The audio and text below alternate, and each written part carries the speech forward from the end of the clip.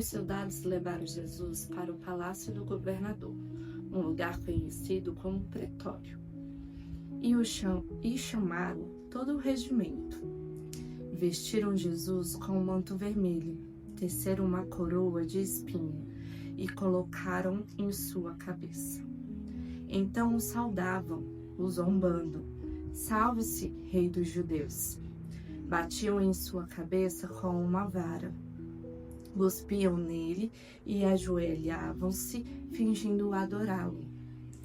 Quando se cansaram de zombar dele, tiraram o manto vermelho e o vestiram com as suas roupas. Então o levaram para ser crucificado. Um dia eu perguntei para Jesus se tinha valido a pena. E eu perguntei após ver um filme sobre a crucificação de Jesus. E eu lembro que foi exatamente essa cena, onde os soldados estavam castigando ali Jesus, zombando de Jesus. E eu lembro que naquele dia eu fui tomada por uma dor ao ver tudo aquilo que ele estava passando. E eu lembro que eu fiz uma pergunta muito sincera e muito emocionada: Jesus, valeu a pena? Olha o mundo como ele está, olha a humanidade, valeu a pena?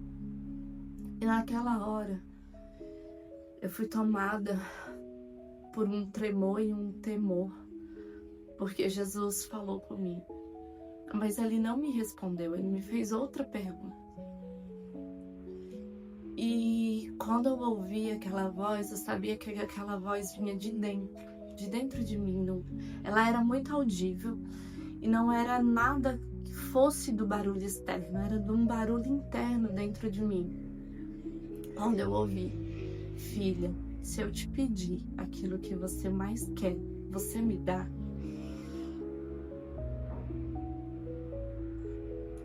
Eu sabia que eu não tinha outra resposta.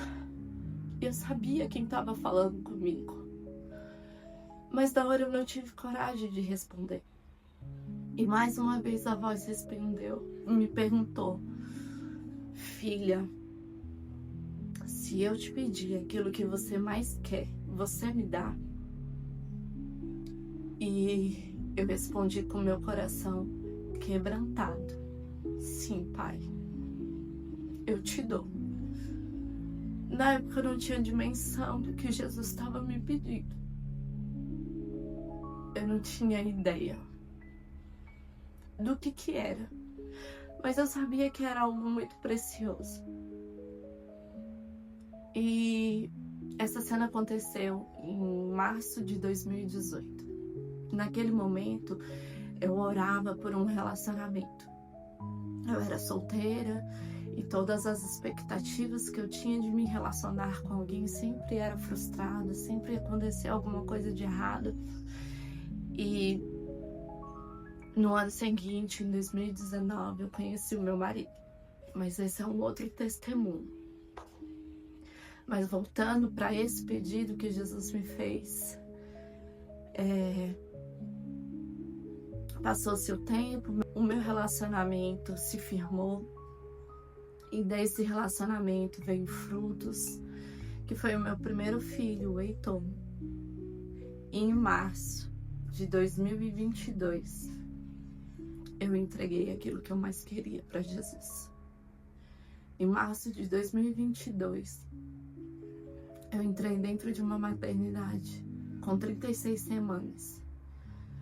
Crente que eu ia ganhar o meu bebê, ia voltar para casa, ia viver aquilo tudo que eu tinha sonhado. Sonhos que foram gerados lá na minha infância. E em março de 2022, eu entreguei meu filho para Jesus. Eu entrei naquela maternidade, eu não ouvi a voz de Jesus como eu ouvi no dia que eu fiz essa pergunta para ele, se valeu a pena. E em março de 2022, eu não o ouvi, mas eu o senti.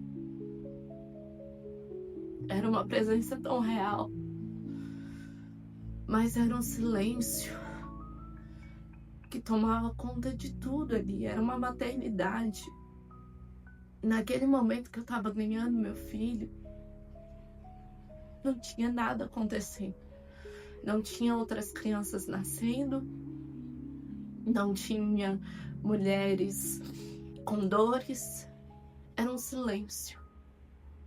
E eu lembro que depois do falecimento dele, quer dizer, depois do nascimento dele, né? A gente ficou sozinha, eu e o meu esposo, naquele quarto ali da maternidade. E ali eu sentia a presença real do Senhor. Eu sentia algo que me confortava, algo que trazia paz ao meu coração, mesmo em meio àquele momento de dor, aquele momento de caos. E eu não entendia muito bem o porquê. Mas Deus estava fazendo eu viver promessas do que Ele tinha feito para mim. Antes de eu ficar grávida do Heitor, Deus tinha me prometido um filho homem. Inclusive Ele que me deu o nome do Heitor. Quando eu comecei a me relacionar com meu marido, Ele me deu uma visão. E a mesma voz que falou comigo sussurrou no meu ouvido: Heitor Dutra Guiar. Então eu tinha certeza que eu ia ter um menino. E quando a gente foi fazer a ecografia, que a gente descobriu que era um menino, eu escutei novamente a voz de Jesus falando: não temas, eu estou contigo. São coisas que na hora que tudo foi acontecendo, eu não tinha dimensão, eu não conseguia entender o porquê. Eu não entendia o porquê que Deus estava falando aquilo comigo, porquê que Jesus estava falando aquelas palavras.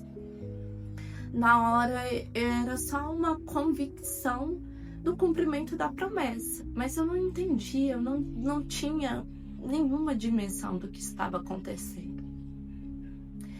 E naquele mesmo ano de 2022, depois do falecimento do Heitor, foi um ano muito difícil. Foi um ano que o Senhor se manteve em silêncio por um período, para que eu pudesse ouvir as vozes que ficavam dentro de mim.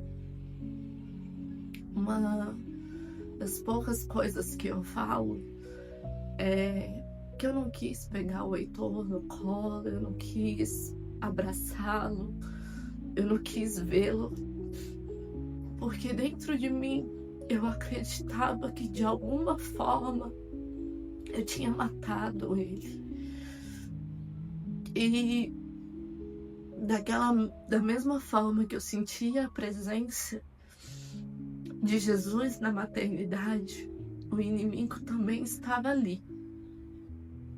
E eu vim entender momentos depois, quando a Heloísa nasceu, que eu vim entender a forma como Satanás trabalha, a forma como o inimigo constrói as coisas dele.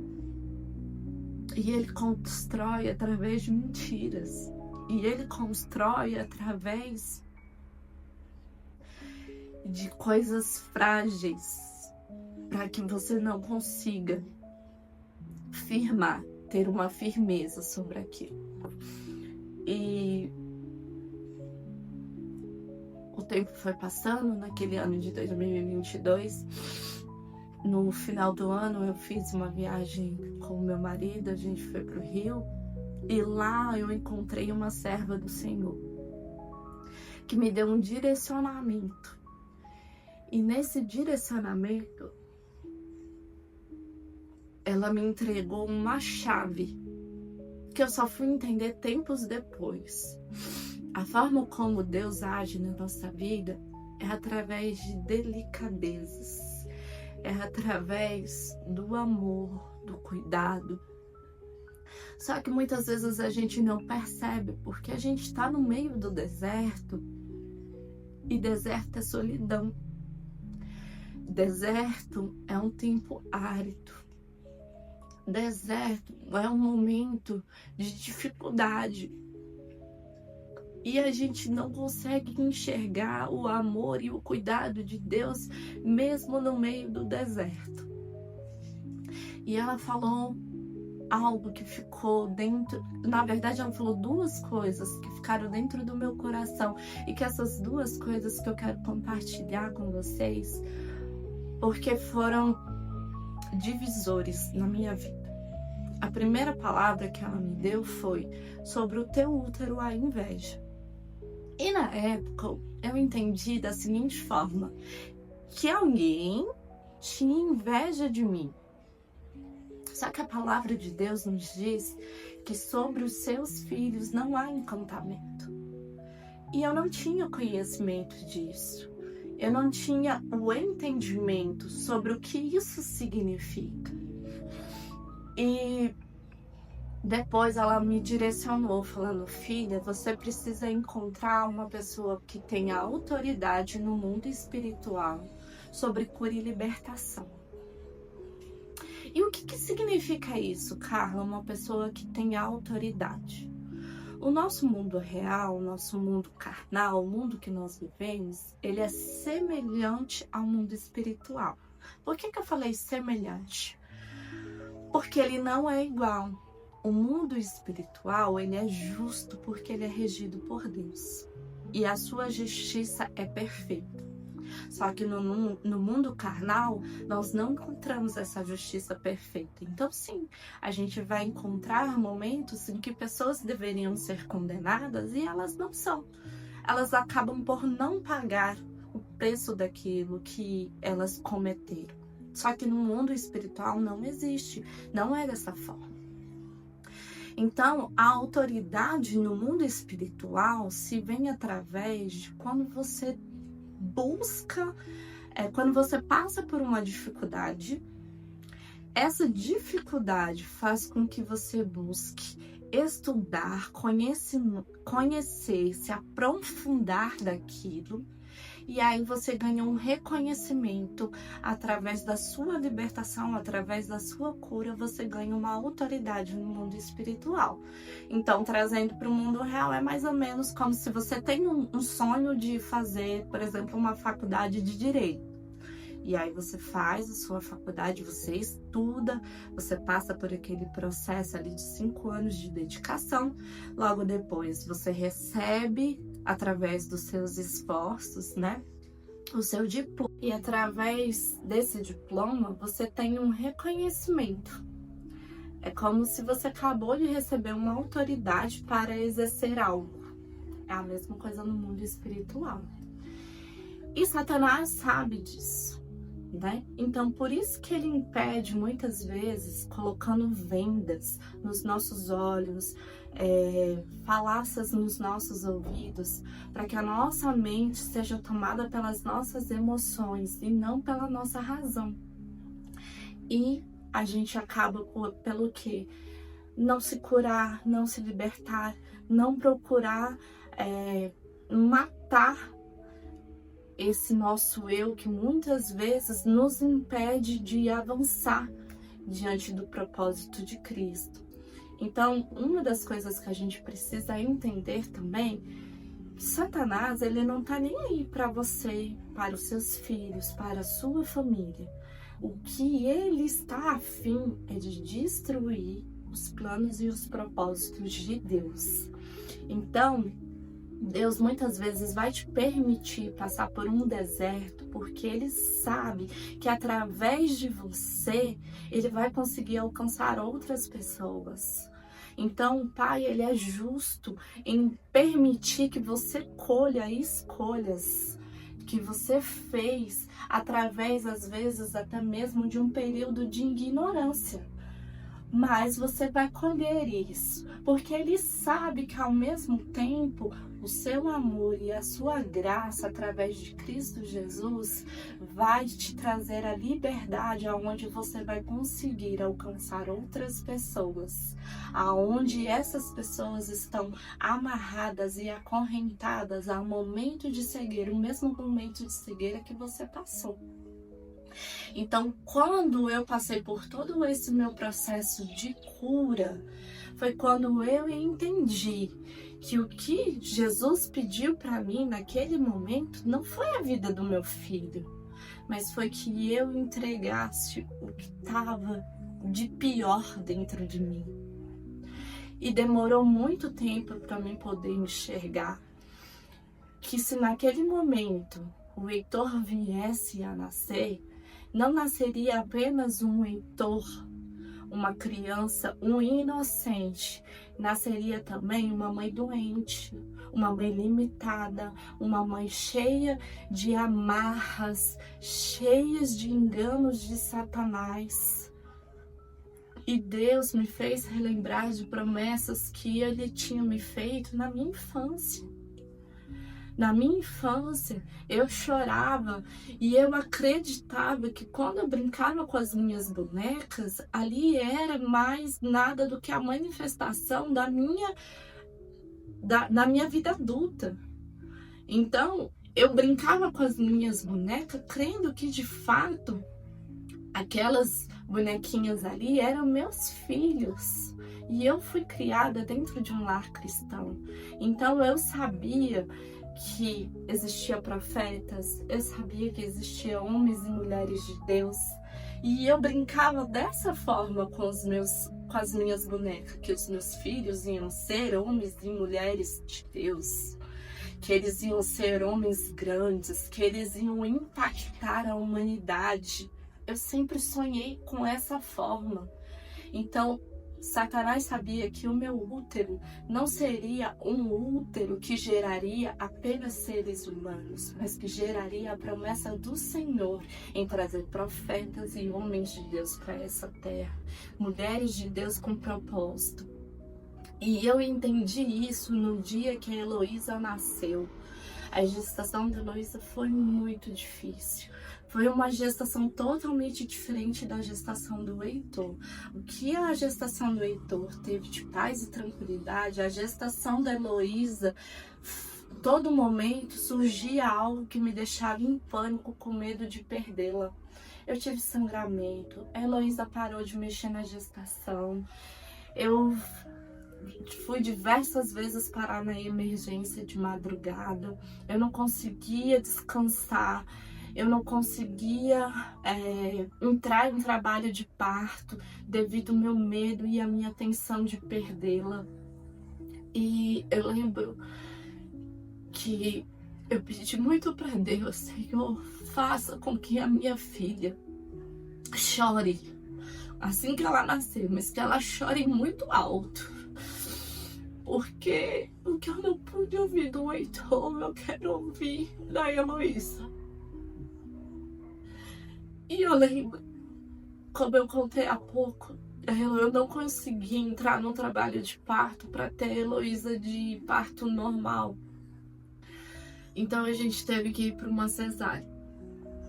E eu lembro daquele momento que o médico tirou a Heloísa, puxou ela da minha barriga, desceu o pano, e a médica, na verdade, uma doutora, veio com ela para perto de mim. Até aquele momento a Heloísa não tinha chorado.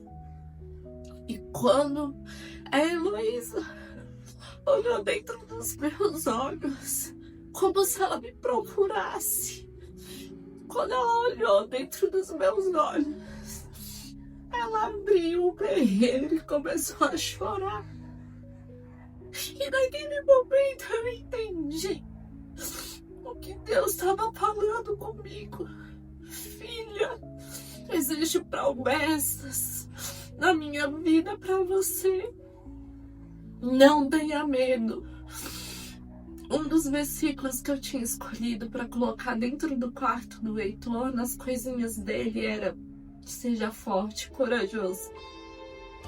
E foi um versículo que eu mais escutei depois que eu perdi o Heitor.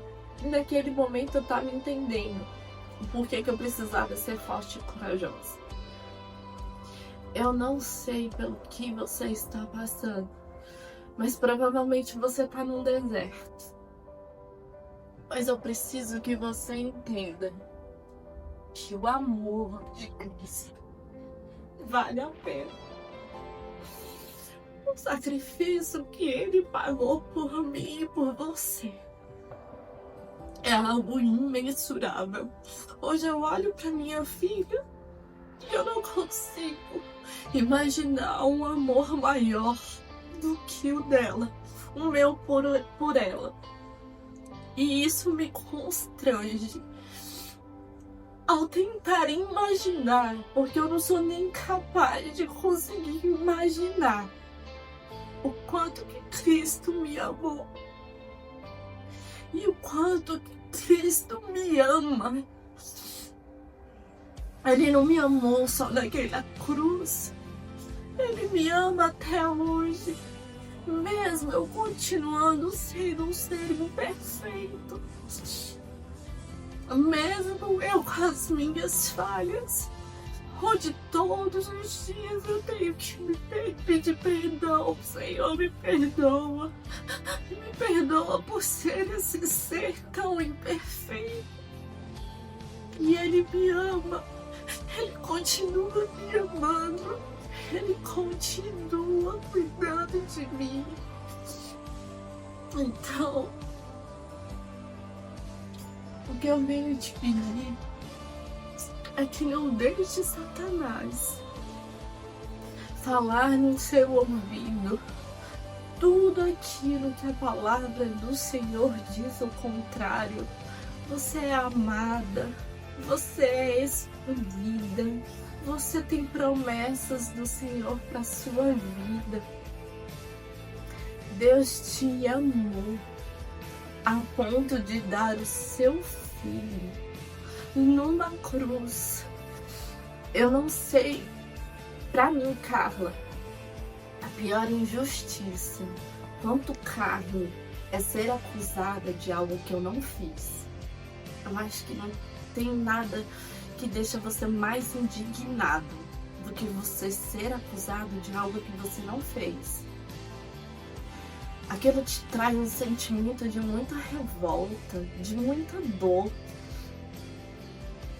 E foi esse sentimento de revolta que me fez entender a dor que Jesus levou. Ele foi acusado por coisas que ele não fez.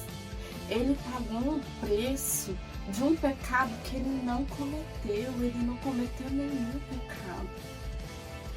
Mas nós cometemos.